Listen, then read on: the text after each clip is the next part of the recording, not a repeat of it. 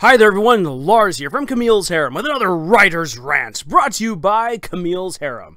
Not just a podcast for novice writers by novice writers, but also a YouTube channel by novice writers for novice writers. Because writing is an adventure, it's more fun with friends. And something that really bugs me, weirdly enough, is that a lot of stories don't really get into two rather important things, especially when it comes to fantasy and sci-fi. Food and using the bathroom. Yeah, I know, two odd different things right here, but let me explain. First of all, food. Food is fantastic. I like food, you love food, everyone loves food. Here's the thing about food. Food does actually a lot to help build up characters, cultures, and worlds. So for instance, let's take your character. Your character enjoys all different kinds of food, except for stuff that's really mushy. And so, for instance, they don't want to eat mashed potatoes. What sin! What a horrible thing! And so everyone makes fun of this character because they don't eat mashed potatoes, because they gag when they eat them, or when they eat a banana, because they just can't stand mushy foods. That tells you already something about this character. Or maybe this character is someone who is put into a situation where they really don't like some sort of food. Like, let's say right here, olives, or pickles, or horseradish. And they're in a situation where they're on a date, and the person that they're on a date with loves the thing that they hate so much. So what are they going to do? Are they going to not eat that food? Are they going to judge their date?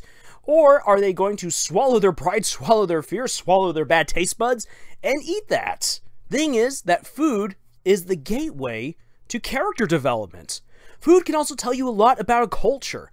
The people who live by this ocean front, they eat a lot of fish. Okay, very obviously they eat a lot of fish, but wait a second, what if they then also happen to have some spices that are from deep within land?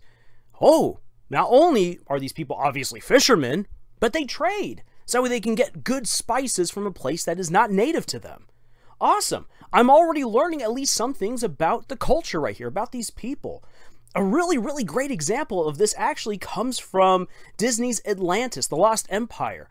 One of the coolest scenes, if you honestly take a little bit of time to appreciate it, in fact, actually a couple of the scenes, are the scenes with food. Milo bonds with the other members of the mercenary team around Cookie's horrible food. They have a conversation about the food as well, but the food provides them a moment to communicate and to connect. Later on, when they are there with the Atlanteans, they get to see what the Atlanteans eat.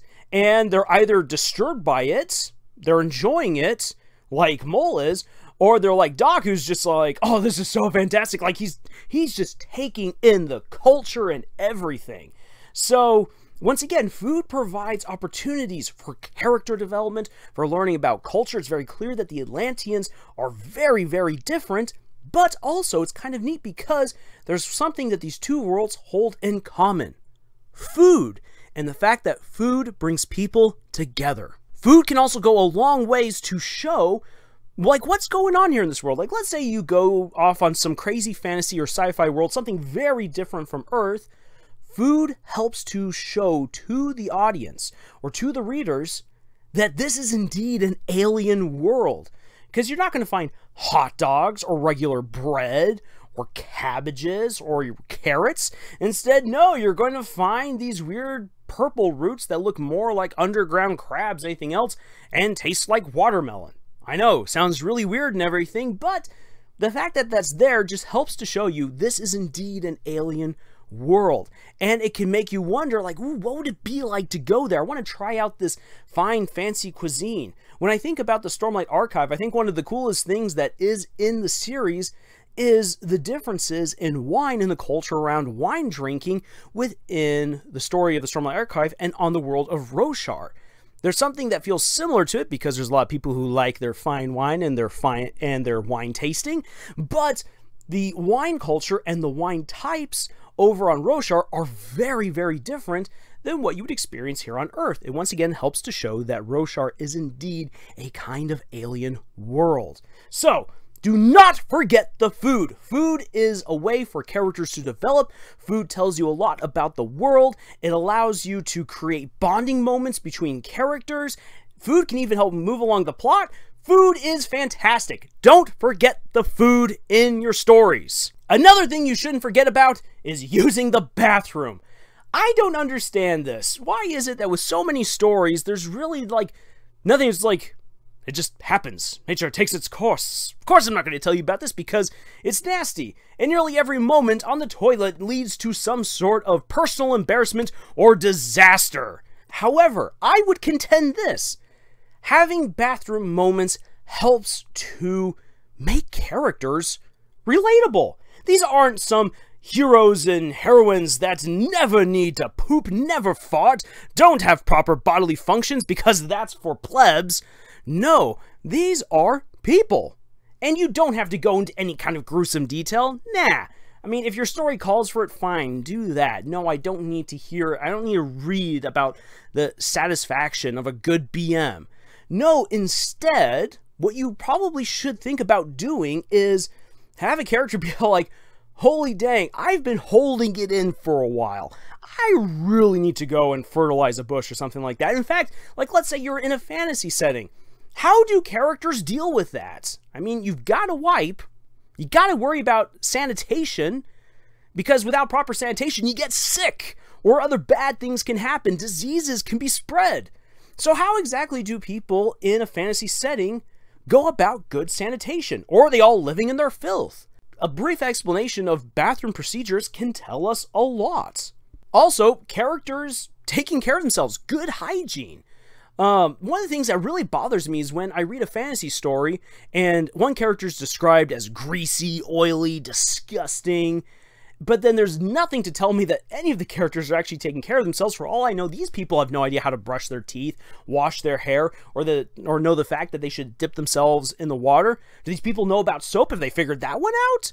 Or do they all just use perfumes? Or are they all just walking around their BO? It's just like, no, there's going to be just this one character who I'm going to point out is obviously very disgusting and greasy and oily and yucky, but everyone else, for all you know, could be exactly the same. Going into at least some detail about hygiene, bathrooms, can tell us a lot about what's happening within this world. And even some funny bathroom moments can lead to some good character development.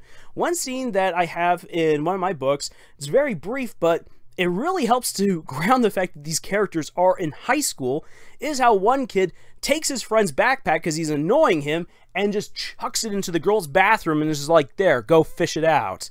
And the guy's all like, oh, no, why would you do that?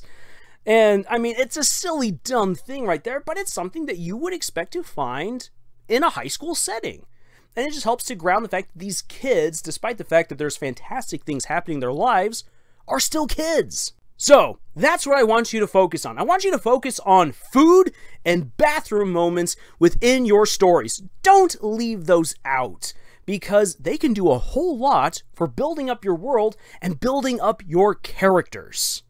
So, with this rant done, go forth, do better, have an enjoyable time writing your stories. If you'd like more writing advice, please feel free to check out our other videos here on the channel, or better yet, hop on over to our podcast, Camille's Harem, where we dive deeper into specific writing advice for all different kinds of scenarios and books. It's a great time. You can also join us over at our Discord, where we have a budding community of authors all working together to help each other improve and to support one another. It's a great time. We also have challenges over at our Pinterest page.